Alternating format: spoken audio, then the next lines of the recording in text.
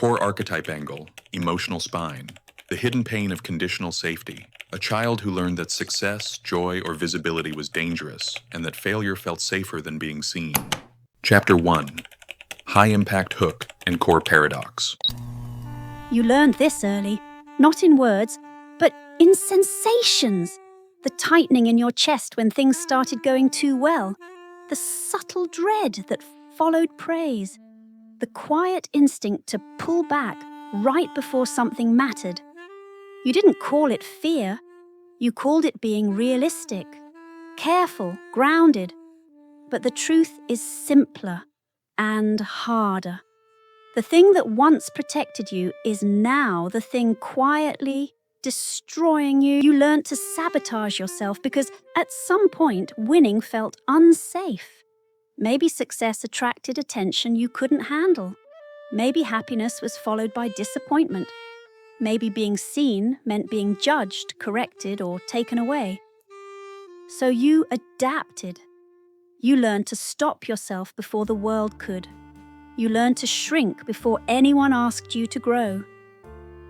You learned to fail quietly because failing felt familiar, and familiarity felt like safety.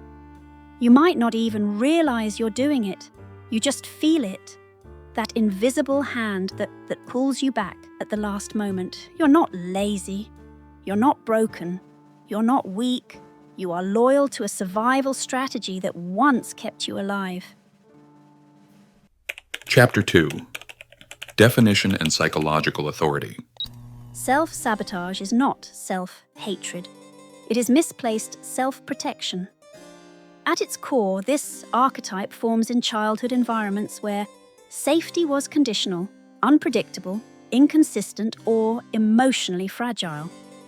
Psychology gives this pattern many names. One is emotional neglect schema, the internal belief that your needs are either invisible or inconvenient. The child learns not to want too much, not to reach too far, not to expect support.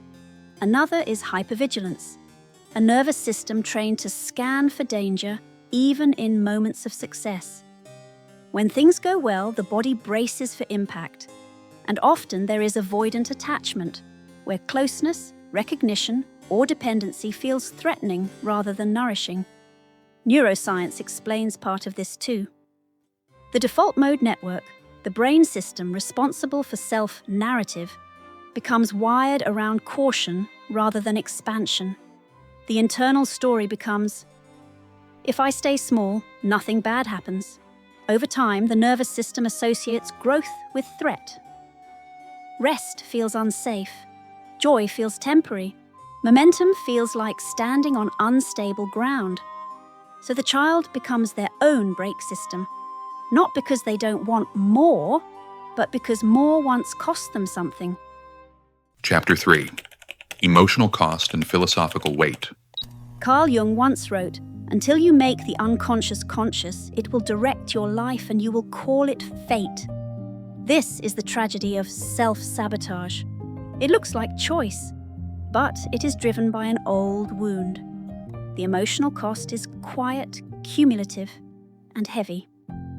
You sacrifice authenticity for acceptance. You trade possibility for predictability.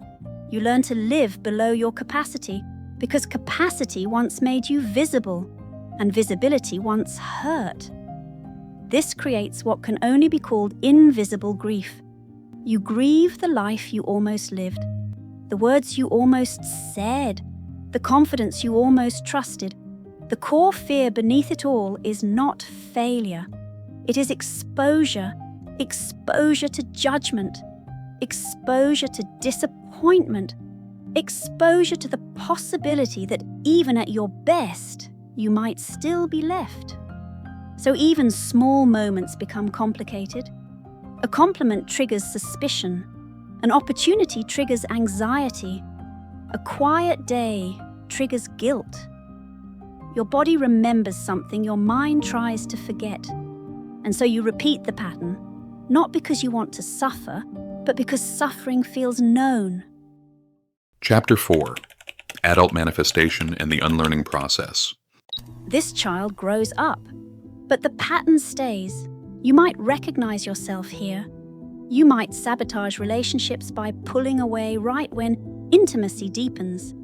They become adults who crave closeness but panic when it arrives. In your career, you may procrastinate, underperform, or abandon projects just as they gain traction. They become adults who fear success more than failure. Your self-worth becomes conditional. You feel valuable only when struggling, uncomfortable when things feel easy. Boundaries feel confusing. You either overextend or disappear. Saying no feels dangerous. Saying yes feels exhausting. Emotionally, you oscillate between numbness and overwhelm. Rest feels unearned. Joy feels suspicious. And internally, your identity fragments. You don't know who you are without the struggle, without the tension, without the quiet fight inside. But here is the turning point. These are not personality traits. They are coping mechanisms. And coping mechanisms can be witnessed without shame. Unlearning does not begin with forcing change. It begins with recognition, with noticing the moment your body tightens, the moment you pull away, the moment you sabotage, and choosing not to attack yourself for it. Awareness loosens the grip. Compassion interrupts the cycle. This is not about fixing yourself.